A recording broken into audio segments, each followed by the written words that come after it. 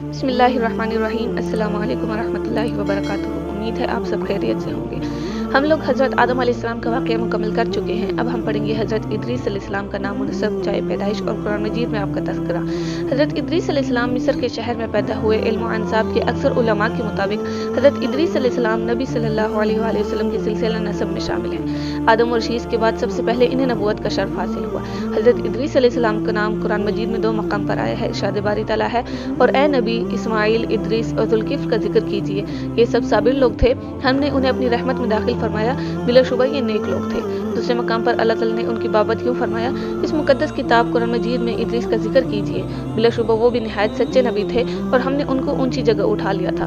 اس آیت مبارکہ میں اللہ تعالیٰ نے ادریس علیہ السلام کی تعریف کرتے ہوئے انہیں نبی اور راست باز قرار دیا ہے۔ اللہ تعالیٰ کے فرمان کے مطابق اور ہم نے ان کو اونچی جگہ اٹھا لیا تھا کی وضاحت صحیحین میں مذکور معراج کی حدیث سے ہوتی ہے، جس میں بیان ہوا ہے کہ چوتھے آسمان پر ان سے رسول اللہ صلی اللہ علیہ وآلہ وسلم کی ملاقات ہوئی تھی۔ امام ابن جریر رحمۃ اللہ علیہ نے حلال بن یساف سے بیان کیا ہے، انہوں نے فرمایا حضرت عبداللہ بن عباس رضی اللہ تعالیٰ عنہ نے میری موجودگی میں کعب احبار سے فرمایا، ادریس علیہ السلام کے بارے میں اللہ کی اس فرمان اور ہم نے ان کو اونچی جگہ اٹھا لیا تھا کا کیا مطلب ہے؟ کعب نے فرمایا، اللہ تعالیٰ نے ادریس علیہ السلام کی طرف وحی نازل فرمائی، میں آپ کے اعمال میں روزانہ تمام بنی آدم کے اعمال کے برابر اضافہ کروں گا۔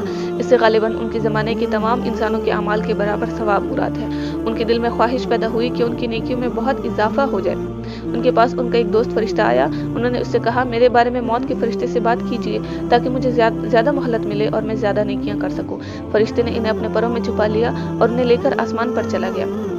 چوتھے آسمان پر اسے ملک الموت اوپر سے آتے ہوئے ملے۔ اس نے ملک الموت سے اس معاملے میں بات کی جو ادریس علیہ السلام نے کہی تھی۔ ملک الموت نے فرمایا، ادریس ہے کہاں؟ اس نے کہا، وہ میری پیٹھ پر ہے۔ ملک الموت نے کہا، تعجب ہے، مجھے بھیجا گیا تھا اور حکم ہوا تھا ادریس علیہ السلام کی روح چوتھے آسمان پر قبض کرو۔ میں دل میں کہہ رہا تھا، وہ تو زمین پر ہے، میں ان کی روح چوتھے آسمان پر کیسے قبض کروں؟ چنانچہ انہوں نے وہاں ان کی روح قبض کی۔ اللہ تعالیٰ کے اس ارشاد میں اس طرف اشارہ ہے اور ہم نے انہیں ایک بلند مقام پر اٹھایا۔ دوران معراج نبی صلی اللہ علیہ وسلم اور ادریس علیہ السلام کی ملاقات۔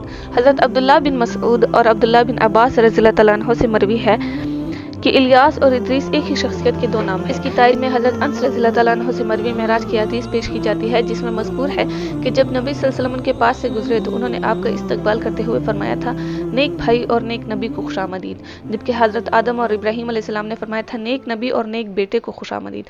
اگر ادریس آپ کے اجداد میں سے ہوتے تو وہ ان دونوں کی طرح آپ کو بیٹا کہتے، لیکن یہ استدلال ایسا نہیں جس کا جواب نہ دیا جا سکے، کیونکہ ہو سکتا ہے راوی کو الفاظ اچھی طرح یاد نہ رہے ہوں، اور یہ بھی ہو سکتا ہے کہ کثر نفسی کرتے ہوئے خود کو باپ کے بجائے بھائی کہا ہو۔ آدم علیہ السلام تو تمام انسانوں کے باپ ہیں، اس لیے ان کا نبی کو بیٹا کہنا ہی مناسب تھا، اور ابراہیم اللہ کے خلیل ہیں جو اولو العزم پیغمبروں میں نبی اکرم صلی اللہ علیہ وآلہ وسلم کے بعد سب سے بلند مقام رکھتے ہیں۔ ان سب حضرات پر درود و سلام نازل ہو۔ قلم کے موجد امام ابن اسحاق رحمۃ اللہ علیہ نے ذکر کیا ہے کہ حضرت ادریس علیہ السلام ہی نے سب سے پہلے قلم سے لکھا۔ ان کی پیدائش کے وقت حضرت آدم علیہ السلام زندہ تھے اور آدم علیہ السلام کی وفات کے وقت ان کی عمر 308 سال تھی۔